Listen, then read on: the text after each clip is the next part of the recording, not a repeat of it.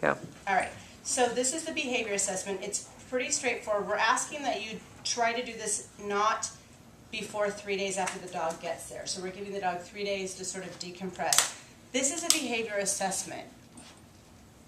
That just means that really all we're seeing is what's happening in that dog at that moment in response to the things we do. It's not really a guarantee of who a dog is at all. There isn't one that's that. There's some coming up that are looking pretty good, but this is just what do we see when we do these things. So I've only met Jess one other time. This training I did in her was the only time I've really done anything like that with her. So this is a pretty honest evaluation, except for the fact that she's in a sort of a different situation. So you're waiting 3 days. You're going to fill this all out. So the first thing we're going to do is we're to see what the dog does in response to touching. Now, generally what I'll do when I do this is I won't initiate contact, and at first I'll just see what the dog does. So if I go into a training room, I'm just going to wait and see if the dog interacts with me. This dog's already been interacting with me. If I walked into a room and it was just me and her and Addie, she'd probably come up to me and say hello. You know, and that's what I'm kind of looking for. I just ignore it first and see what the dog will do. So the next thing I'm going to do is I'm just going to start petting the dog, petting her from her head all the way down to her tail, and I'm going to see what she does. So the first piece would be that initial contact. Now I'm going to see what she does if I start petting her.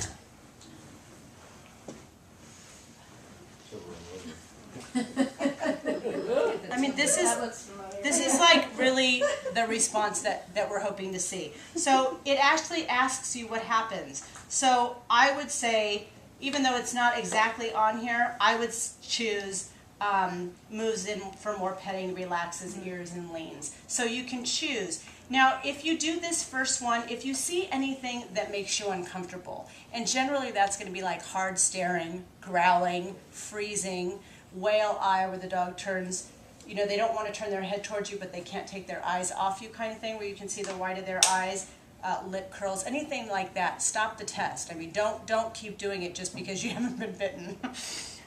So I like this. This is like the dream reaction. So now what I'm going to do is I'm going to do the same thing, but I'm going to add some happy verbal interaction and see what happens. Hi, Jess, how are you? Hi, how are you? Hi, what a good girl. Okay, so I would choose calm and gentle. I mean, this is exactly what we want to see.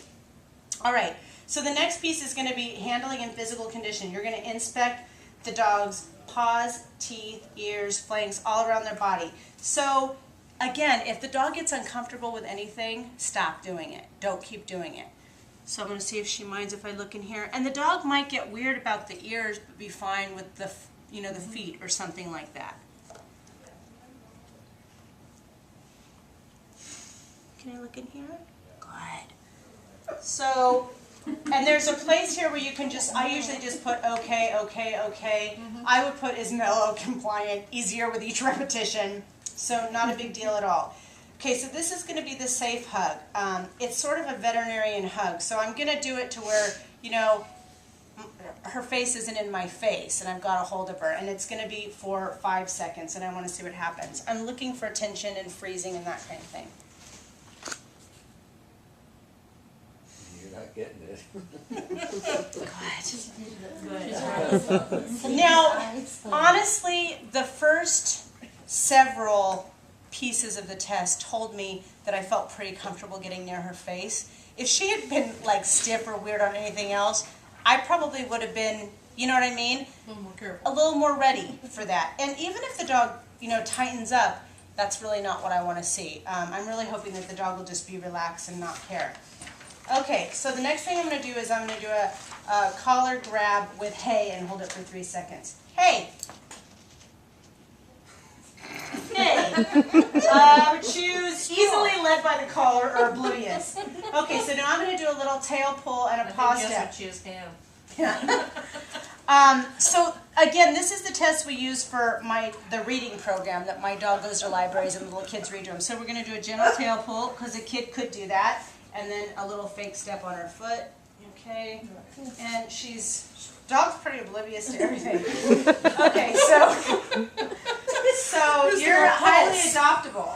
Okay, how come I don't have any dogs like this. I'll tell Addie. Okay, so this one is just ridiculous. We shouldn't even do it. It's not, nothing's gonna happen. But it's, you get very animated and active, and then you stop.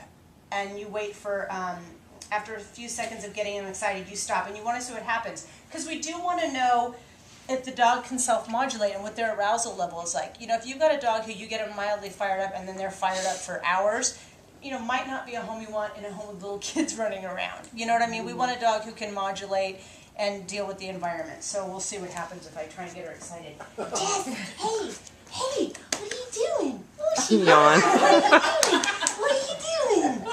What are you doing? Thinking of that. Yeah. So clearly she She's wagging. I would call her placid and hard to arouse. Okay, so next we're going to do the food guarding test. I generally do pretty low value food, but if I, you know, because I kind of want to know what the dog does. If the dog gets crazy over something pretty low value, then it kind of tells me you might have an issue.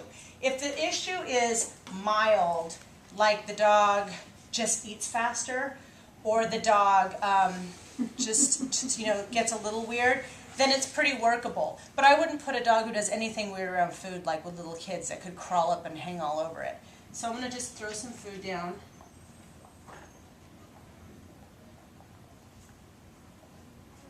Jess, yay! Okay, so I would say there was no body blocking, there was no freezing, there was no guarding scene. Dog doesn't care. Okay, so then we do a dog-dog interaction, and generally if I have a dog that I think is nice, and in the program that we do, they usually are always nice, and then I have my Pomeranian, I just let them do a quick 2-second greeting and see what I get. And if it looks like friendly, then that's going to be okay. Then we check the overall energy level, dog has any leash manners, and that kind of thing.